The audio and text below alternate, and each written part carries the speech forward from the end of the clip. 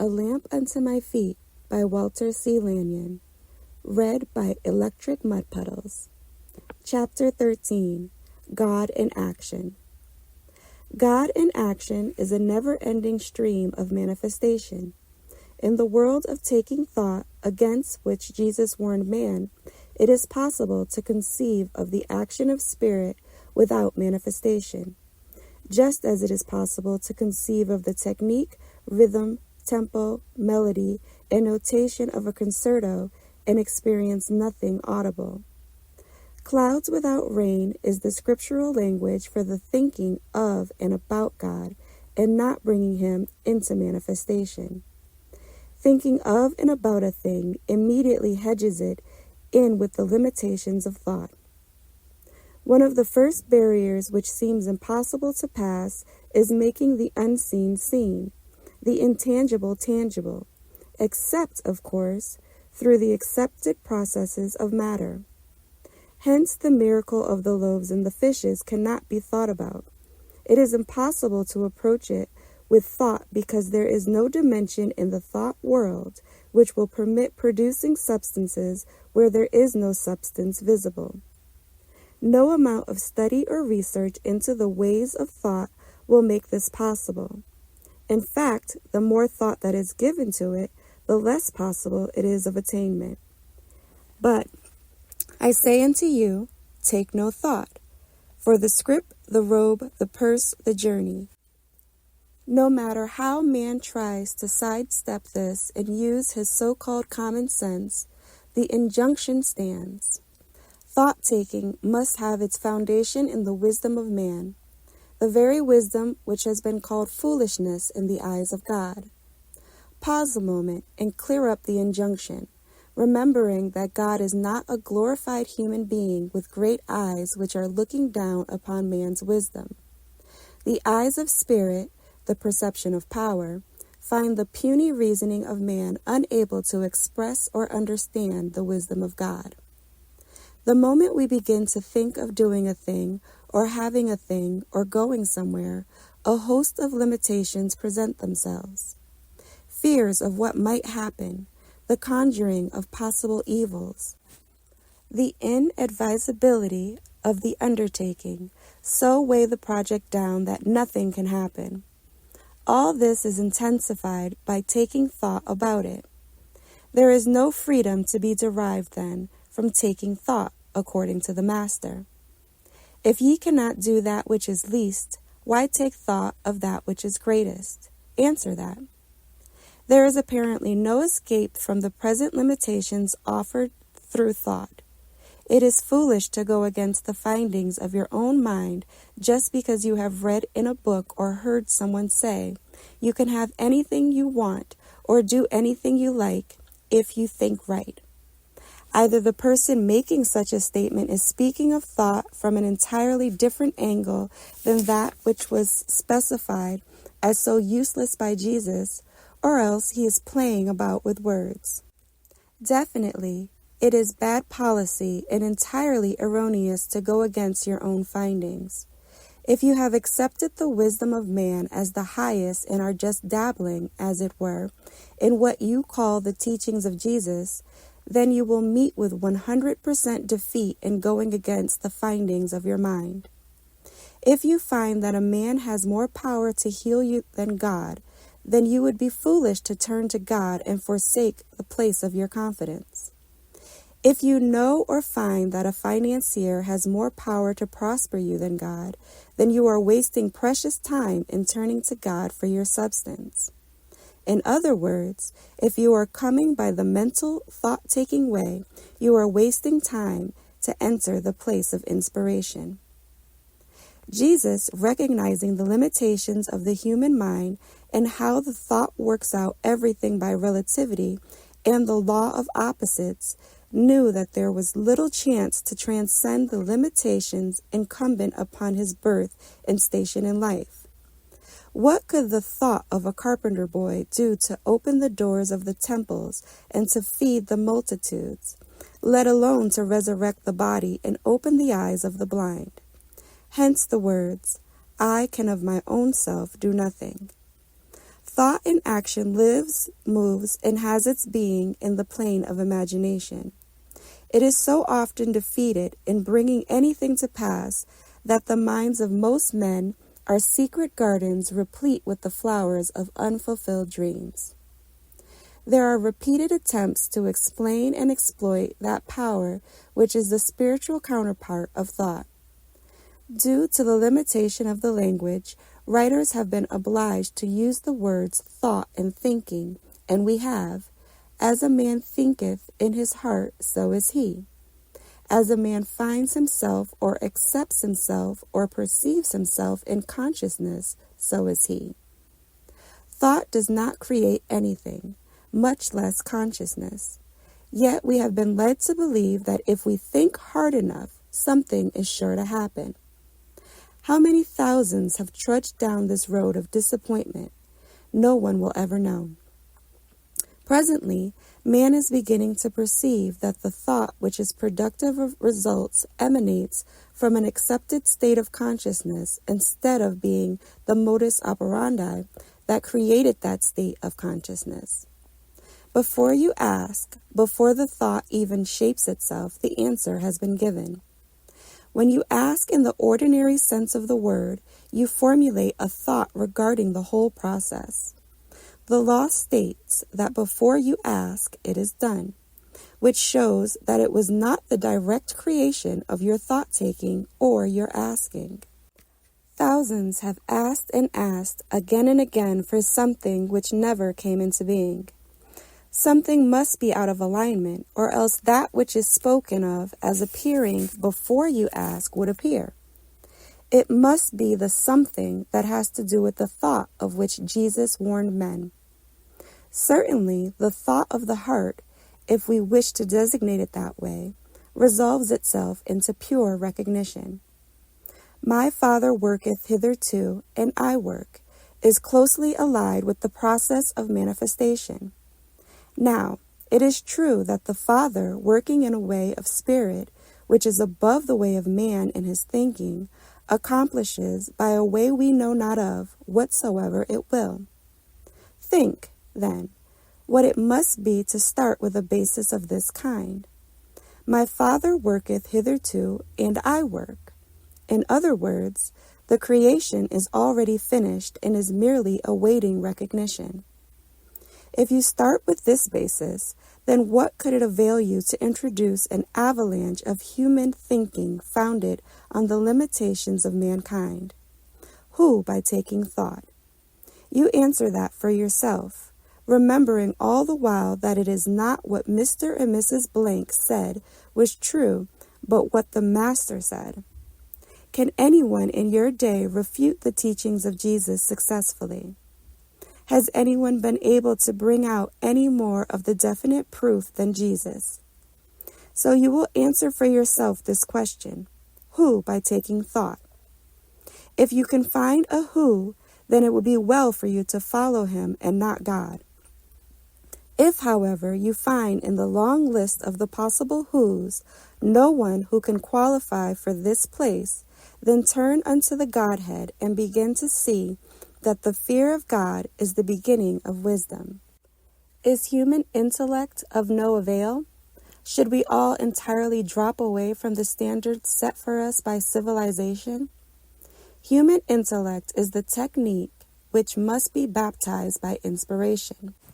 The cold, hard, limiting technique of human intellect must blossom into wisdom and inspiration before anything more than a mathematical hypothesis is apparent. Remember all the while that we are not coming by the way of man, but by the way of the consciousness which has arrived partially, if not wholly, to the place of take no thought. The moment the carpenter set aside the thought process with the subsequent limitations, he lifted up his eyes. The perception went from the level of the appearances to the source of the all-present, and what the lifted-up eyes perceived suddenly came into being. Believing that you could see the whole world through a knothole would not in any way change the true nature of the universe. Because you and your teacher and a host of followers cannot see the presence of the power beyond the narrow confines of your teacher's mind does not mean anything. It only shows your limitation. Because you have not experienced the things of spirit does not mean that they are not true. Because you cannot make them fit in with your concept of how it ought to be does not argue for anything but your own ignorance. Hence, from now on, you are merely stating the limitation of your own thinking. When you say a thing is impossible, you merely are saying it is impossible to you. Beyond that, you cannot go. In your conceit, you may try to fit the straitjacket of your limited consciousness over the whole of creation. The person who is speaking to you never says what you hear him say. You have only a certain capacity for hearing an admixture of matter and spirit, and you hear what you hear, nothing more or less. So it is with the scriptures. You read what you can read. Not many people would think of literally cutting off the right hand if it offended them, and yet it has been done by people who have read the law that way. The scriptures are full of the command, "Awake thou that sleepest, and Christ, not some person, shall give thee light." Awake and arise from the dead. All the taking thought in the world will not permit you to walk upon water or do any of the things which the human mind calls miracles. There must have been something instant in the gesture of Peter which transcended the thought when he obeyed the command, "Come to me." Try to reason this out, and you have such a mass of testimony against it that it simply cannot take place. It is wonderful what the revelation of the Spirit will bring to you once you begin to see the difference between the old thought processes and the new revelation of the Master. God in action is a never-ending stream of manifestation. No man can by taking thought put God into action. This you will probably admit is true. And since it is necessary for God to be in action before anything can take place in your life, you are confronted with the necessity of approaching something higher than the thought-taking process. Before you ask is quicker than any human or mental measurement of velocity. God does not bring to birth and not bring forth. Only man does this. He germinates a perfectly wonderful project in his thought-taking mind and has it almost ready to function into perfection, but he cannot bring it forth because of the limitation of thought. Take no thought for the body, what ye shall eat, does not mean that man must run about eating anything and everything, but it does mean that he is freeing himself from the power which has been assigned to foods. It means that he is beginning to escape from the ridiculous law of one man's meat is another man's poison. Can meat be poison and nutriment at the same time? It frees him gradually from many powers and causes him to return unto Jehovah, the one power. Be absent from the body and present with the Lord.